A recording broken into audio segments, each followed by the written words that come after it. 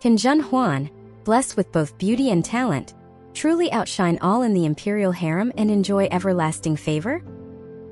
Returning to Inkson Hall at dusk, Jinxie and the others were as anxious as ants on a hot pan due to my long absence. Seeing me return, they all breathed a sigh of relief, telling me that the Empress had issued an imperial decree. Starting from tomorrow night, the newly promoted concubines would begin their duties in the imperial chamber, and I was specifically instructed to prepare well. This news only added to my turmoil. I had little appetite for dinner and only had a few sips of soup before I went alone to the courtyard in front of the hall to clear my mind.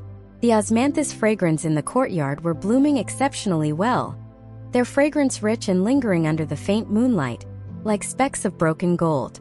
I had no interest in admiring the flowers, my gaze fixated on the overlapping palace roofs outside the palace gate, heavy with worries. Consort Hua's attitude towards me and Mei Zhuang was ambiguous, as if she wanted to draw us in as her supporters while maintaining a certain distance.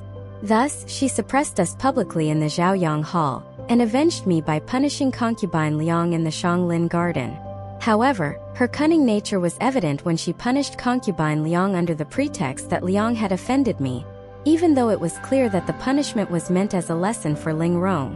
What I could be certain of was that I had made numerous enemies. The jealousy and dissatisfaction of the others were evident in concubine Liang's attitude.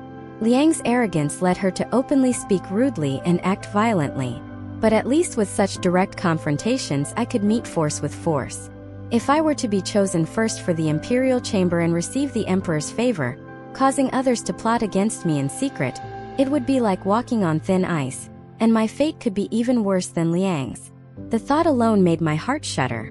Although Consort Hua's intentions were unclear, for the time being, she seemed to be observing and not likely to act against me.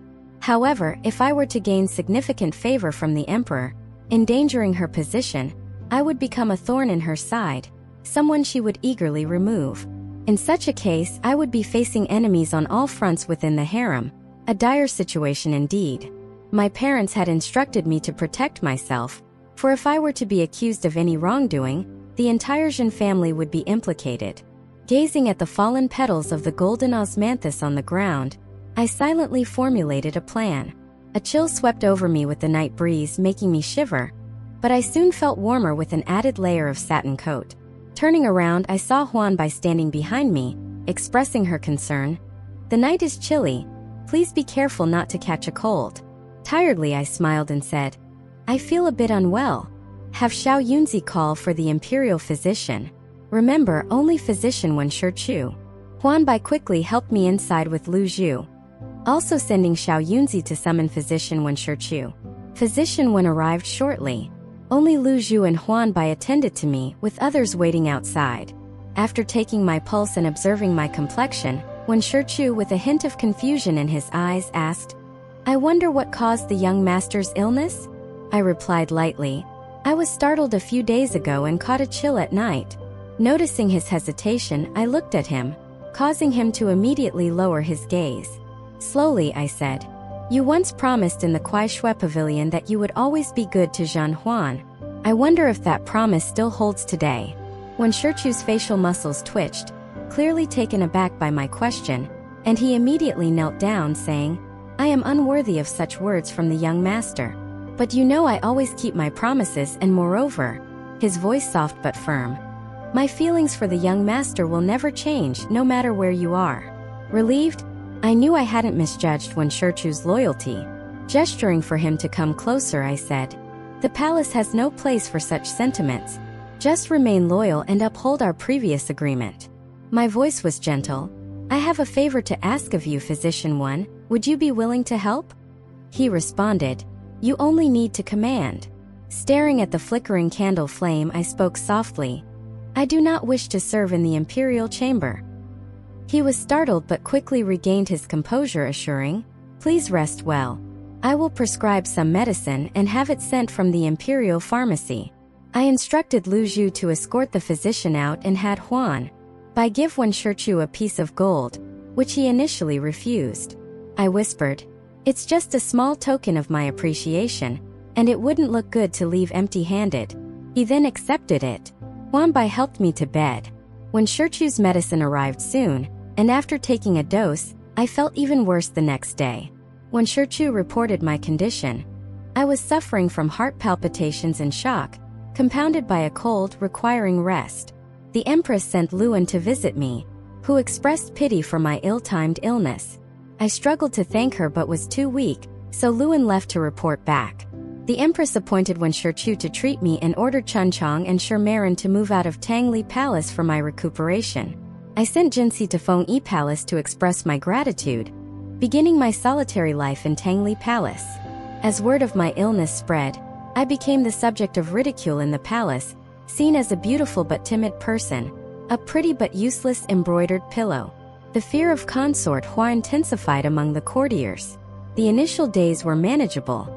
Concubines and ladies-in-waiting below consort Hua's rank even visited me personally, and consort Hua sent maids to check on me, creating quite a lively atmosphere. However, a month later, my condition showed no signs of improvement, lingering on without recovery. Physician Wen Shichu, widely praised in the palace for his medical expertise, treated me diligently, but my illness waxed and waned unpredictably. Ultimately, he had to report that my constitution was weak and fragile, and he dared not prescribe strong medications, opting for a gradual approach to my treatment. This meant an indefinite period of convalescence. As news spread, the number of visitors dwindled, leaving only Chunchong occasionally, Mei Zhuang, Ling Rong, and Wen Shichu as my regular visitors. The once bustling courtyard became desolate, embodying the saying, "The door can be roped off for lack of visitors." It was well known that a concubine long ill, regardless of her beauty, would not be granted an audience with the emperor, let alone receive favor. Fortunately, I had anticipated this outcome. Despite lamenting the palace's opportunistic nature, I relished the solitude, spending my days reading and embroidering, leisurely nurturing my health. Despite my seclusion, news from the outside world still reached me through Mei Zhuang and Ling Rong, though they spoke sparingly, cautious not to disturb my recovery. But even from their brief updates, I grasped the gist of palace affairs. Following the incident with concubine Liang and my subsequent illness, consort Hua's influence soared. Among the newly promoted concubines, Mei Zhuang was most favored, being elevated to consort status with the title Hui, after serving in the imperial chamber for half a month. Liang Yuan, Lu Lingxian, and Tiangui Ran Du Peiyun were also favored, though not significantly. From the existing concubines, Xian Gui Ran, Li Gui Ran, and Qin Fengyi continued to enjoy favor. Having entered the palace merely a month ago, Mei Zhuang was not yet strong enough to contend with consort Hua. Hence she maintained peace by yielding in all matters. However, the inevitable jealousies and rivalries among the concubines persisted, gradually overshadowing the memory of my lingering illness. After more than a month of tranquility, I sensed a change. Kong Luhai and his apprentice Xiao Yinzi grew increasingly restless and dismissive, responding to my commands with words but no action, leaving all chores to Xiao Yunzi and another junior eunuch. Led by Kong Luhai and Xiao Yinzi, some of the maids also grew unruly, exploiting my weakened state to stir up trouble, frequently clashing with Lu Zhu and Huan Bai. One morning, as I sat by the window in the West Warm Pavilion, sipping peanut milk made by Jinxi, Kong Luhai and Xiao Yinzi, kneeling before me, tearfully announced, "We can no longer serve you, my lady." Startled, I commanded them to rise and explain. They stood before me, voices trembling, claiming Li Gui Ran had specifically requested their service. A quick glance revealed their deceit. Their sleeves used to wipe supposed tears were dry. Understanding their act but choosing not to confront it, I responded indifferently, "I understand. That's a fortunate assignment for you. Pack your belongings and move there afternoon. Serve consort Li well." Disgusted, I ignored them and continued sipping my peanut milk. After finishing my drink, I contemplated for a moment before summoning all the servants in my quarters. With a pleasant demeanor, I addressed them. "I've been ill for over 2 months now, and my spirits remain low, suggesting a prolonged illness. With so many servants in my quarters, I truly do not require such extensive attendance. Frankly, having so many people around is bothersome. Thus, I've called you here to offer a choice. I intend to reassign some servants to other concubines, sparing them from wasting their time with me. Those willing to leave may come forward and receive a silver ingot as they depart. At the beginning, life was still bearable. Concubines and noble ladies below Consort Hua personally visited me, and Consort Hua herself sent maids to check on me, making the palace quite lively. However, a month later, my illness showed no signs of improvement, lingering persistently. Physician Wen Shichu, renowned among the concubines and noble ladies for his medical expertise, treated me diligently, yet my condition fluctuated. Eventually, he had to report that due to my weak constitution, he dared not prescribe strong medications and that I needed gradual care, leaving the duration of my recovery indefinite. Once this was known, visits dwindled and eventually only Chun Chong, Mei Zhuang, Ling Rong, and Wen Shichu frequented my quarters, leading to a lonely and quiet existence. Everyone knew that a concubine long ill, no matter how beautiful, would not be graced with the emperor's presence, let alone favor. Fortunately, I had anticipated this outcome. Despite lamenting the opportunistic nature of the palace inhabitants, I enjoyed the peace, spending my days reading and embroidering, leisurely nurturing my health. Despite my seclusion, I remained informed about the outside world through Mei Zhuang and Ling Rong, who shared news in bits and pieces, cautious not to burden my recovery. From their fragmented updates, I gleaned the gist. Following the incident with concubine Liang and my subsequent illness, Consort Hua's influence had soared. Among the newly appointed concubines, Mei Zhuang received significant favor, being promoted to concubine with the title Hui, after serving in the imperial chamber for half a month. Others like noble lady Liang Lingxian and honored lady Du Peiyun were also favored, though not yet prominently. Among the existing concubines, Xian Guifei, Li Guifei and Qin Fangyi continued to receive favor. Mei Zhuang, having only been in the palace for a month, was not yet a match for Consort Hua and thus maintained a low profile, avoiding conflict. However, the palace was rife with jealousy and rivalry, and amidst these conflicts, I, the ailing noble lady, was gradually forgotten. Life was tranquil for over a month, but then I sensed something amiss.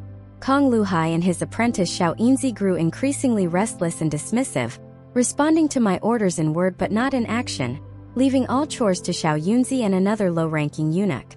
Led by Kong Luhai and Xiao Yinzi, some maids also became unruly, exploiting my illness to shirk their duties, leading to disputes with Lu Zhu and Huan Bai. One morning, as I sat by the window in the western warm pavilion enjoying peanut milk made by Jinsi, Kong Luhai and Xiao Yinzi in tears knelt before me, claiming they could no longer serve me. Surprised, I asked them to stand and explain. They tearfully said that Li Guifei had specifically requested their service. Glancing at them, I noticed Kong Luhai's tearless wipe of his eyes, realizing their deceit but chose not to confront it. Instead, I calmly stated they were fortunate to serve Li Guifei and instructed them to pack and leave after noon, urging them to serve her well. Disgusted, I ignored them and continued with my peanut milk. After finishing, I summoned all my servants, hinting at a mass departure and offering silver for those wishing to leave. A few maids appeared tempted but hesitated. When I announced Kong Luhai and Xiao Yinzi's transfer to Li Guifei, the atmosphere turned awkward with forced congratulations. Lu Zhu couldn't hold back, chiding Kong Luhai for abandoning me despite my kindness.